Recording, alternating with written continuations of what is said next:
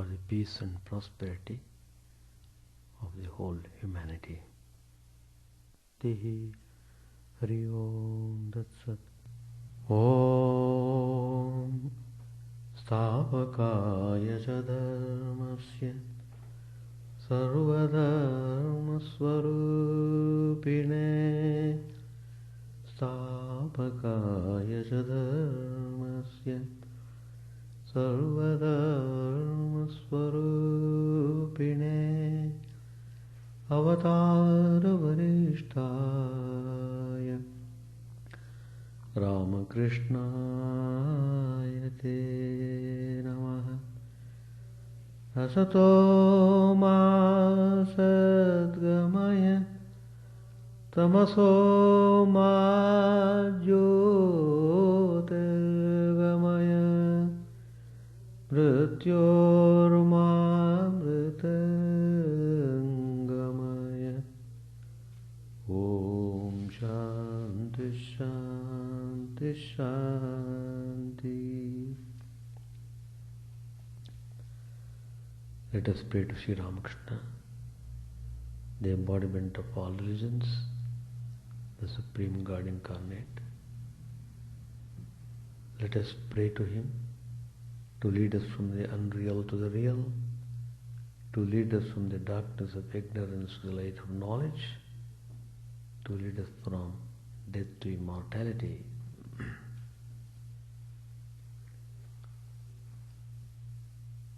We have been studying the topic Sri Ramakrishna, the fusion of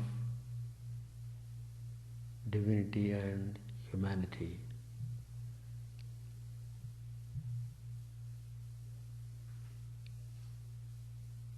Sri Ramakrishna's teachings have been taken from the Gospel, and how Sri Ramakrishna has shown the practical ways of raising ourselves from human level to the divine level. Sri Ramakrishna introduced the concept of service, looking upon all the beings as the embodiment of Lord Shiva. So serving all the beings as the divine forms of Lord Shiva. So we find through Sri Ramakrishna's life and teachings that karma, when elevated to worship and converted to seva, it becomes love in practice, divinity in motion, prema in its dynamic expression. A faithful adherence to this concept of service brings about twofold result. One is it confers Atmanubhava, the experience of the knowledge of self, on the spiritual aspirant, and at the same time it also alleviates the miseries of sufferings. So it gives tremendous peace and joy when you look upon work as service, when you are dedicating yourself to God, you will be able to really feel inner happiness.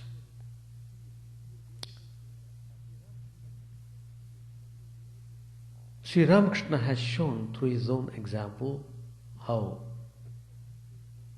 one should conduct oneself in the path of karma, in the path of devotion, in the path of meditation, in the path of knowledge. And Sri Ramakrishna is the source of inspiration to all the spiritual aspirants. He is a link between God and man. He is a link between divinity and humanity. He is perfectly human, at the same time he is divine. There is no ambiguity, there is no confusion in Sri Ramakrishna's method of teaching. Everything is clear. And when you read Sri Ramakrishna's teachings in the Gospel, one thing stands out prominently, that is, one should practice spirituality sincerely. Then certainly you will get the result in this very life.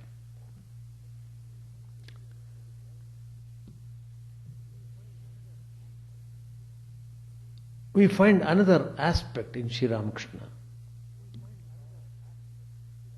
that is oneness with all. Sri Ramakrishna is an incarnation.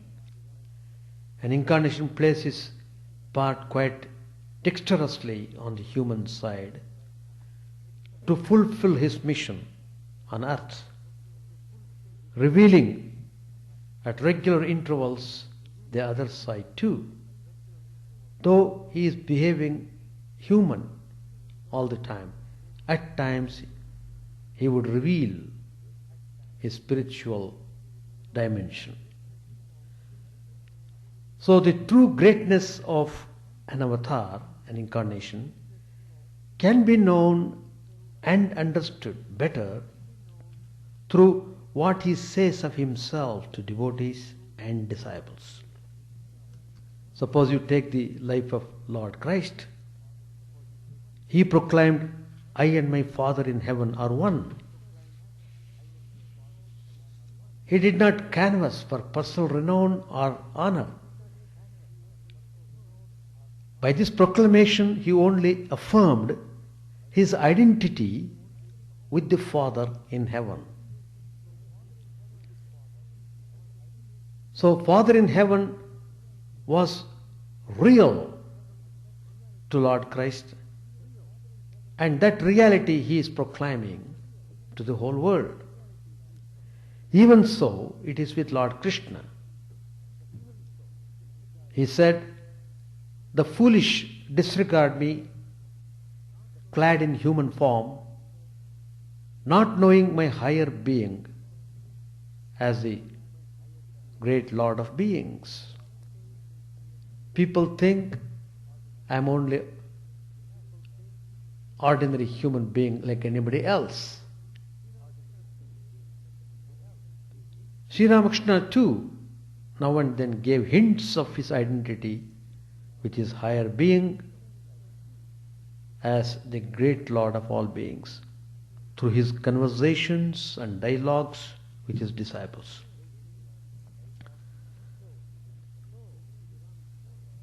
So, though Sri Ramakrishna was enwrapped in the robes of naivete and enshrouded in the innocence of a babe, his God-filled mind was ever in identity with the Absolute.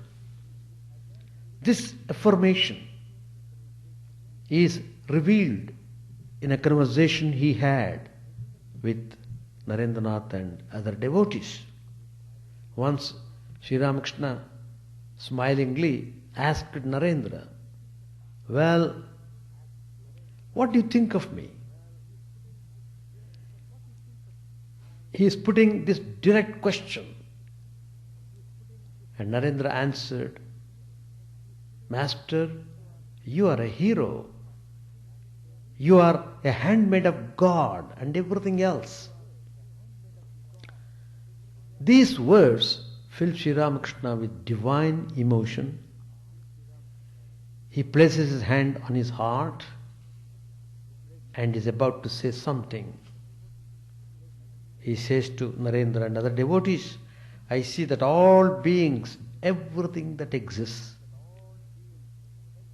have come from this. Pointing to himself, Sri Ramakrishna said. Again he asked Narendra, what did you understand? Narendra replied, all created objects have come from you. You know, Sri Ramakrishna was suffering from cancer in his throat. He was unable to swallow any food. Then the devotees, disciples requested him, why not he pray to Divine Mother to heal the wound in the throat so that he would be able to eat a little. And Sri Ramakrishna, hearing these words of the devotees, he just prayed to the Mother. And the Mother of the Universe immediately revealed to him in a flash, pointed to all his devotees and said, why? You are eating through all these mouths? Verily, Sri Ramakrishna had become the Bhuma, the all. And in this event we find a demonstration on the empirical plane of the Vedic declaration that the Lord sees through all the eyes, hears through all ears, everywhere his hands and feet, his eyes, heads and mouths, everywhere. So Sri Ramakrishna began to reveal his divine personality. Human side everybody can see. The divine side, unless he reveals himself,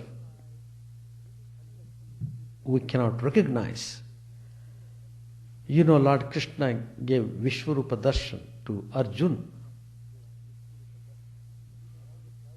and all the doubts simply vanished from the mind of Arjuna when he saw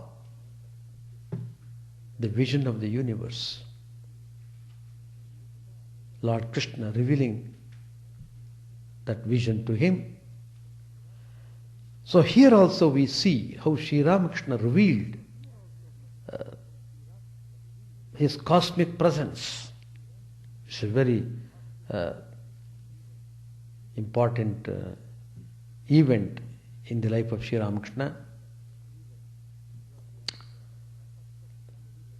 It was the 1st of January 1886, which is called Kalpataru Day, because on that day Sri Ramakrishna felt all the devotees, whoever were there, should be blessed. Because Sri Ramakrishna came to know that he would not live any longer, he would have to cast off the body. So before casting off the body, he wanted to give glimpses of spirituality, of divinity to the devotees who were there. So on that particular day, 1st January 1886, he felt much better and he wished to take a walk in the garden. It was about 3 o'clock in the afternoon. It was holiday, so many disciples had come. About 30 disciples, lay disciples, they were all present there. Some were in the hall and some were talking under the trees They saw Sri Ramakrishna coming out. The people in the hall saluted him and they followed him at a distance. Sri Ramakrishna was walking slowly towards the gate. Girish Chandra Ghosh, Ram, Atul and some others were there talking under a tree. They also came and saluted the master. Sri Ramakrishna suddenly said, "Well, Girish, what have you found in me that you proclaim me before all as an incarnation?" Girish Chandra Ghosh was surprised by this question. He didn't expect. He knelt before him with folded hands and said in a voice shaken with emotion, "What can an insignificant creature like me say about one whose glory sages like Vyasa and Valmiki could not measure? Is it ever possible to measure?" Hearing these words spoken with greatest intensity, Sri Ramakrishna was deeply moved and said, "What more shall I say? I bless you all. I bless you all. Be illumined." These are the two words, very significant, tremendous spiritual value. I bless you all, be illumined. Saying this, Sri Ramakrishna went into a state of semi-consciousness, and in that divine mood, he touched each of the devotees as they were touching his feet and saluted him. Vaikuntanath Sanyal, one of the devotees, was also touched by Sri Ramakrishna. As soon as Sanyal was touched by the Master, a great revolution took place in his mind. He saw, that is, Vaikuntanath Sanyal saw, the figure of the Master brightened with a gracious smile. He saw Sri Ramakrishna in the sky, in the houses, in trees, in plants, men, women, all the beings, everywhere, wherever he could see, he was seeing Sri Ramakrishna, shining Sri Ramakrishna and smiling graciously. And Sanyal says that he could not contain his delight within himself. And that mental attitude and vision of Sanyal continued for some days. He was in waking state, he was not dreaming, he was not sleeping. Even in his waking state he could see with his eyes open. He was seeing Sri Ramakrishna everywhere. He became amazed and charmed to have the holy image of the Master in all things.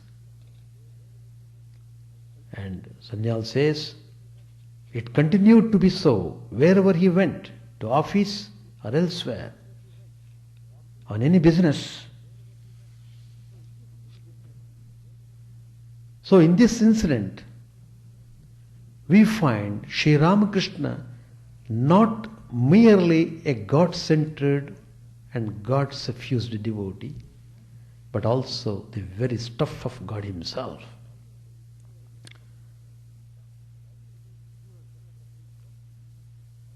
He was that Supreme Brahman himself.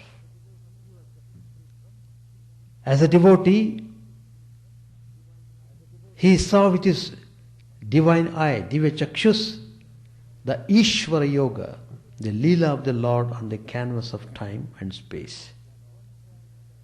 Again, as one who had identified himself with the self of all selves, Sri Ramakrishna suffered the pain of the slaps given on the face of a fisherman. The agony of the grass as hard stones were thrown over it, and the anguish of the bullocks as they were severely beaten by the coachman. Sri Ramakrishna saw himself enjoying food through all mouths. He revealed to his devotees that it was he and he alone who pervaded the sky and the firmament, the trees and shrubs, and whatsoever existed on this earth. An incarnation that he is, in whom dwelt both Rama and Krishna. He revealed himself again and again to his inner circle of devotees, disciples, that he is also a symphony of both the aspects of the Lord and his devotee in one body. He makes this clear in the course of a conversation with his devotees. Sri Ramakrishna once said to Narendra, there are two persons in this, referring to his body. Sri Ramakrishna was telling. One, the Divine Mother. He pauses a while, then he says, the devotees eagerly look at him to hear what he will say next. Then Sri Ramakrishna continued, yes, one is she, the Divine Mother of the universe, and the other is her devotee. It was the devotee who broke his arm, and it is the devotee who is now ill with cancer. Do you understand? God becomes man and avatar and comes to earth with his devotees, and the devotees leave the world with him. Thus, an avatar is an extraordinary entity. His identity with Ishwar, as endowed with the 6 resplendent glories, is constant. His splendor proves overpowering even for great souls. His wisdom is so God-saturated and so comprehensive that even highly evolved spiritual geniuses who come into contact with him get enlightened and subtle points of spiritual discipline and naughty philosophical interpretations. Whether a man is conscious of it or not, religion is his deepest need. Without religion, man cannot survive.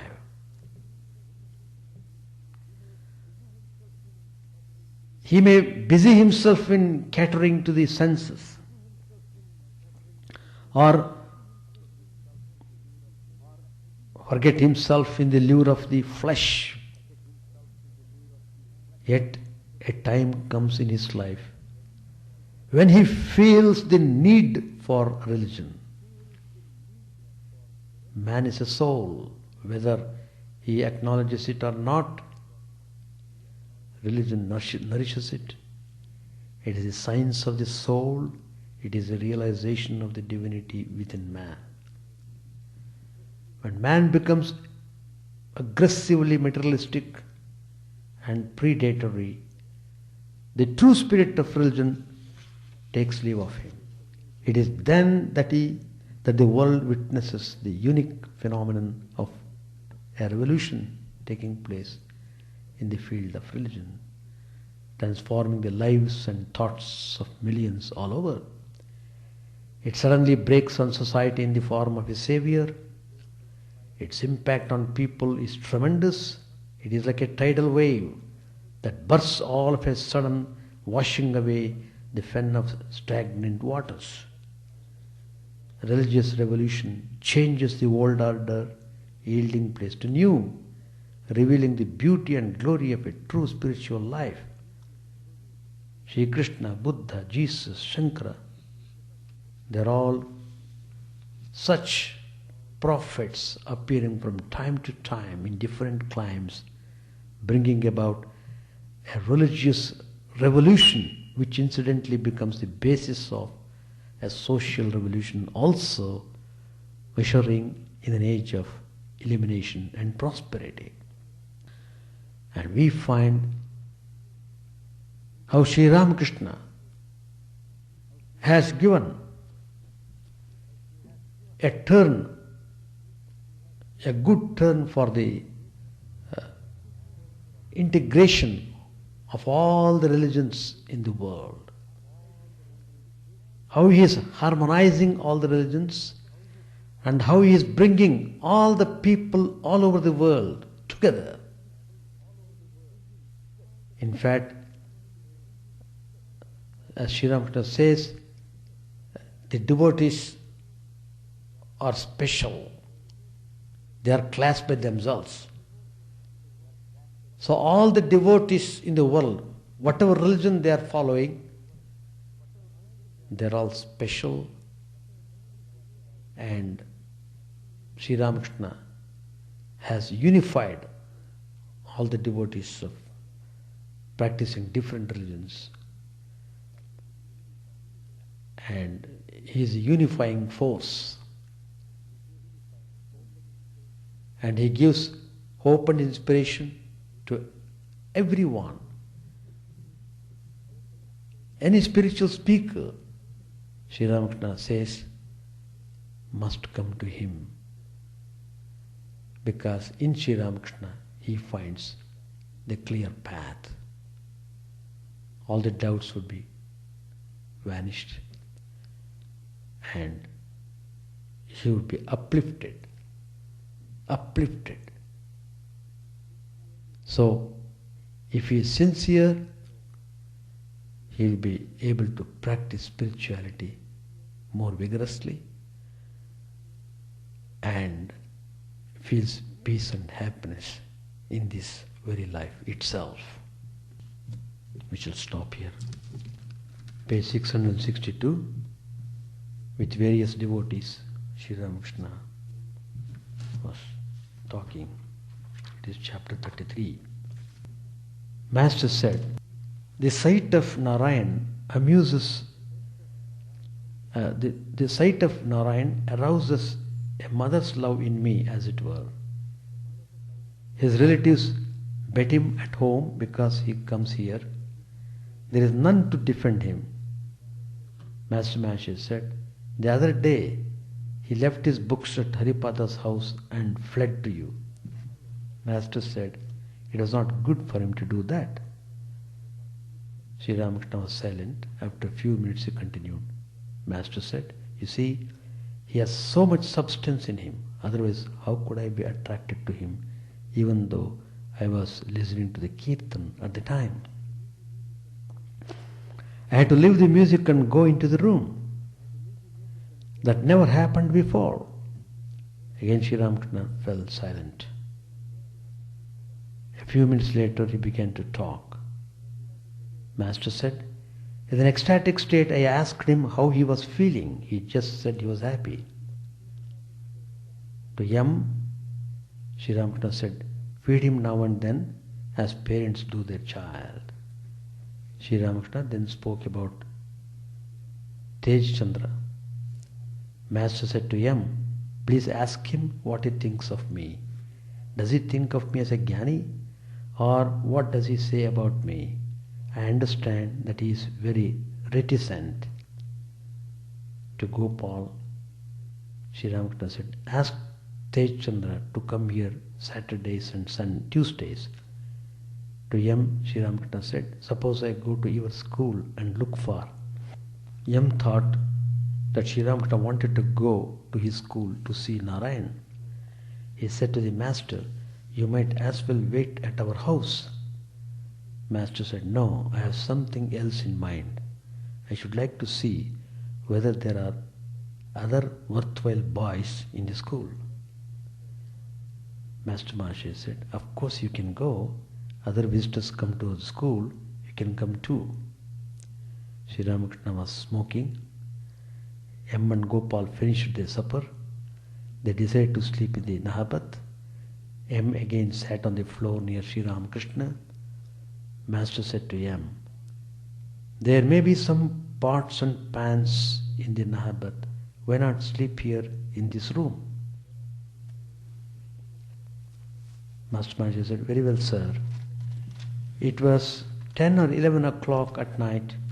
Sri Ramakrishna was sitting on the small couch, resting against a pillow. M sat on the floor. The master was conversing with him. A lamp burnt on a stand near the wall.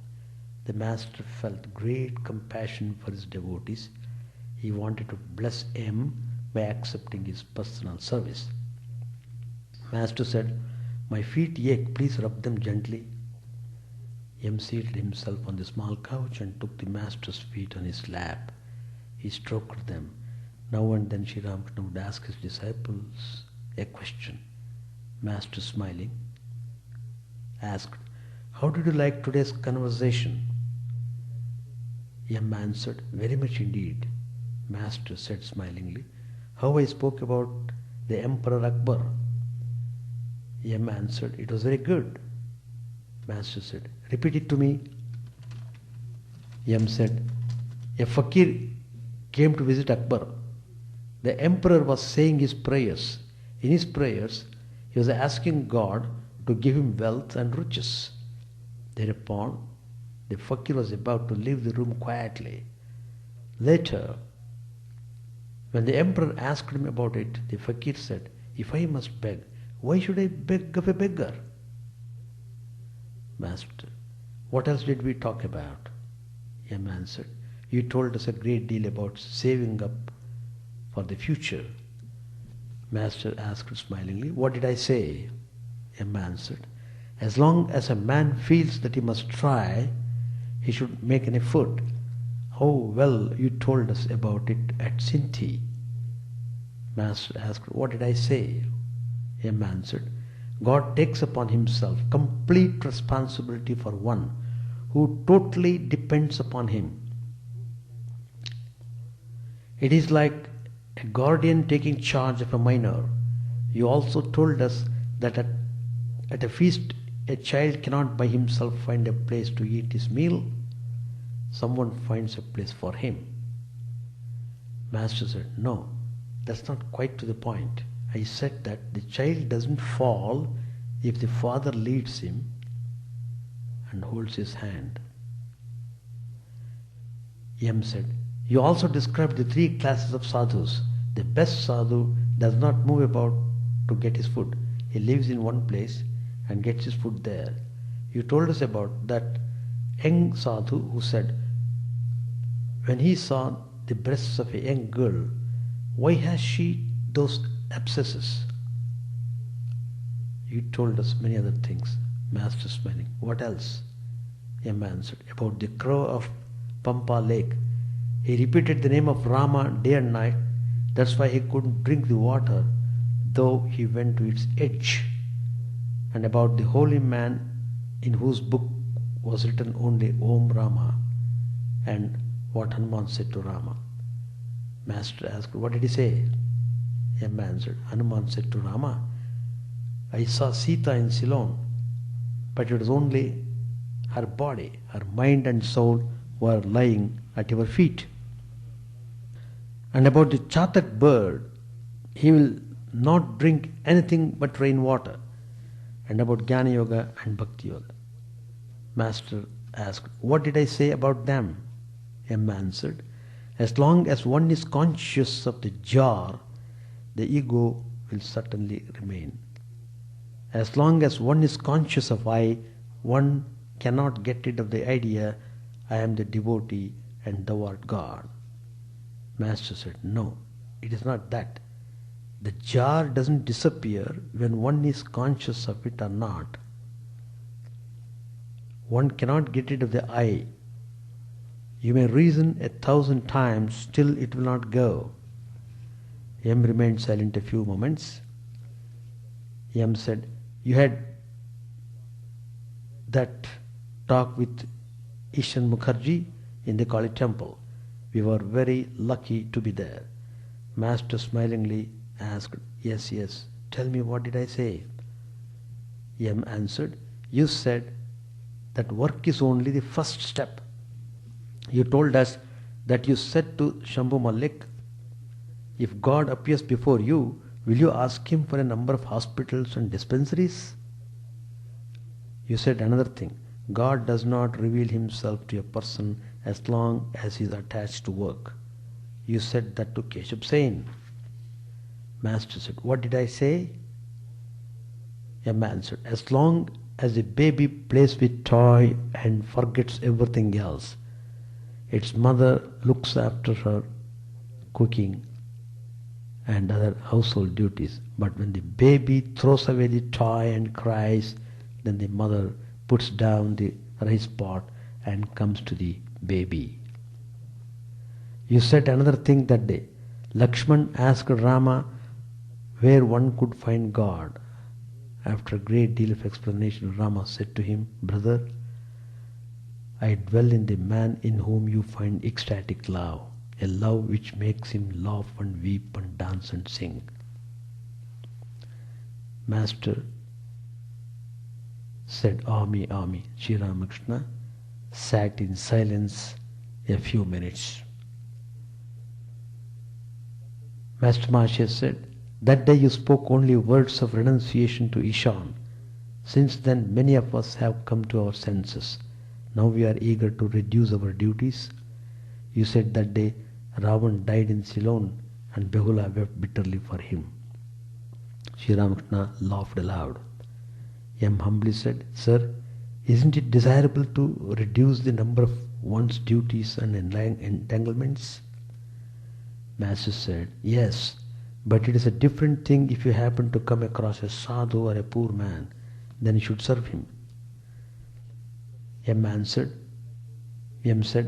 and that day you spoke very rightly to Ishan about flatterers. They are like vultures on a carcass. You once said that to Padmalochan also.